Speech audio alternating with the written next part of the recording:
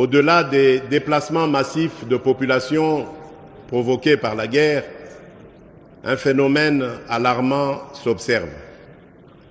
Le dépeuplement progressif de certains territoires stratégiques, suivi de leur repeuplement par des populations étrangères implantées par le Rwanda.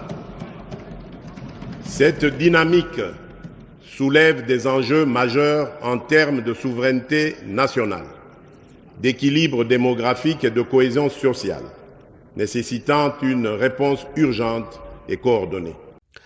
Reka tuguhe ikaze mukunzi wacu hano ku rubuga rwa Today TV tukugezaho amakuru agiye atandukanye abera hano mu gihugu cy'u Rwanda ndetse no hanze y'u Rwanda. Ni amakuru arimo kuvugwa cyane muri kano kanya nk'uko twabibagejejeho tugitangiriye inkuru. Mwumvise ijambo rya Perezida wa Repubulika ya Demokarasi ya Kongo Felix Antoine Tshisekedi ubwo yagezaga ikiganiro cyangwa se ijambo ku mitwe yombi y'inteko ishinga amategeko ya RDC ariko n'abanyekongo muri rusange, kuko tugendeye ku makuru yagiye atangwa ku nyamakuru bigiye bitandukanye, hafi abanyekongo benshi 70% bari bateze amatwi iri jambo, dore ko ryari mu bintu byari bitegerejwe cyane n'abanyekongo benshi, baba abanyekongo ba mu gihugu ndetse n'abanyekongo baba mu mahanga bari bategereje iri jambo, kuko murabyibuka ko kuva 2023 atorwa mu kwa 12 ntabwo yari yagejeje ijambo nk'iri ngiri ku nteko ishinga amategeko nk'uko yari yabivuze arimo kwiyamamaza. Ikindi cya kabiri, ntabwo yari yabashije kugeza kuri ku baturage ba Kongo muri rusange ibyiyumviro bye. Ese intambara ibona gute? Ese we azashyiramo izihe ngufu kugira ngo abe yatsinda urugamba? Ikindi cya kabiri, nta na rimwe yari yarigeze avuga ku bantu bapfiriye ku rugamba ubwo barwanaga n'umutwe wa M23. Kuri ubu ngubu rero yashyizeho umucyo. Ikindi cya kabiri, yavuze ijambo ryatunguye abantu benshi riteye ubwoba twifuza kubagezaho 5/5. Iyi ni Today TV. Niba usanzwe dukurikira ariko ukaba utarakora subscribe, nyamuneka kora subscribe kugira ngo amakuru n'ibiganiro tugenda tugutegurira umunsi ku wundi ujye abona uri uwa mbere.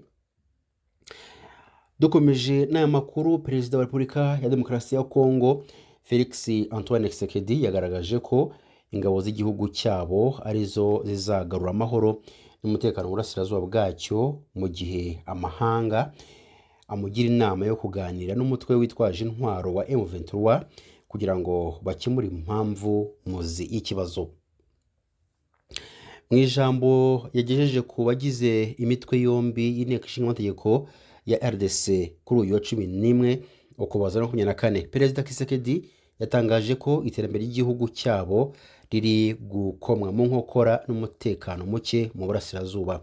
Yongeye gushinja u Rwanda gufasha M23 muri iyi ntambara yatangiye mu Gushyingo 2021, agira ati ababanzi b'igihugu bakomeje kugenzura ibice byo muri teritwari ya Rucuru, Masisi, Nyiragongo ndetse na Rubero, bagatera uguhunga kw'abaturage benshi.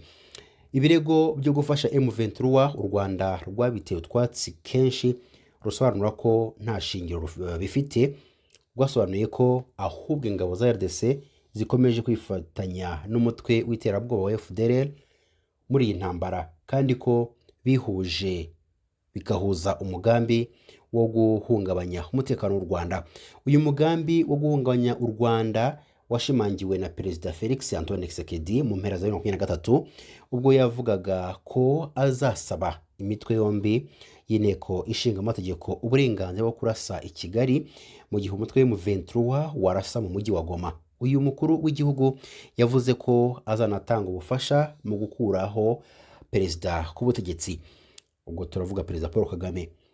Perezida Tshisekedi yatangarije abagize ishinga amategeko ko kubera gushikama kw'ingabo z'igihugu cyabo n'ubufasha zahawe n'umuryango wa Afurika y'Amajyepfo, mutubabarire, ubwo arimo kuvuga ubufasha ingabo za Repubulika ya Demokarasi ya Kongo zahawe n'umuryango wa Afurika y'Amajyepfo SADC, zashoboye gusubiza inyuma abo yita abashotoranyi n'ababashamikiyeho, yagize ati kubera gushikama kw'ingabo zacu n'ubufasha bwa SADC twasubije inyuma abashotoranyi n'ababashamikiyeho batekerezaga ko bashobora kugera ku ntsinzi byoroshye kandi by'ako kanya.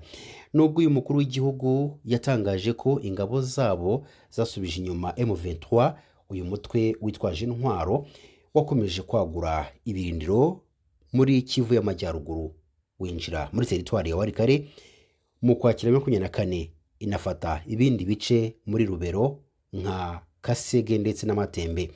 Perezida Kisekedi yashimiye mutabarire yabikoze uyu munsi n'ubundi. Perezida Kisekedi yashimiye abasirikare ba RDC, abarwanyi bo muri Wazalendo n'ingabo z'ibihugu byinshi zapfuye zigapfira ku rugamba ubwo zari zihanganye na M23. Ashima SADC kuba yongereye ubutumwa bw'ingabo zayo muri Kivu y'Amajyaruguru ho umwaka.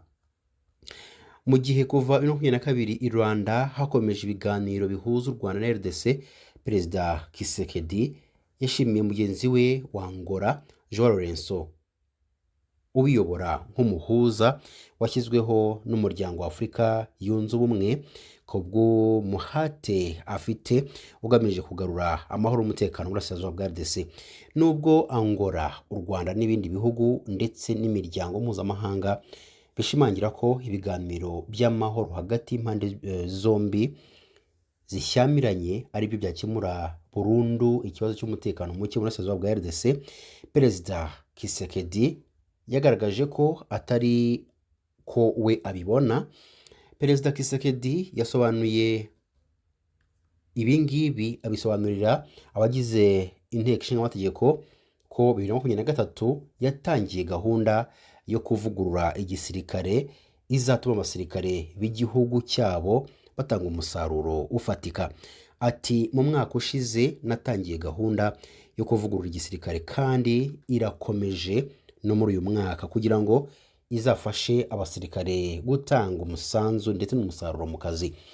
Nizeye ko iyi gahunda izafasha mu kugarura burundu amahoro igisirikare cyacu kirimo, igasigasira ubusugire bw'ubutaka bw'igihugu cyacu cya RDC. Perezida Kisekedi atanze ubutumwa mu gihe ategerejwe mu biganiro bya Rwanda tariki 15 Ukuboza 2024 biteganije ko azahuriramo na Perezida Paul Kagame w'u Rwanda ndetse na Perezida wa Angola João Lourenço. Ku yandi makuru twaguteguriye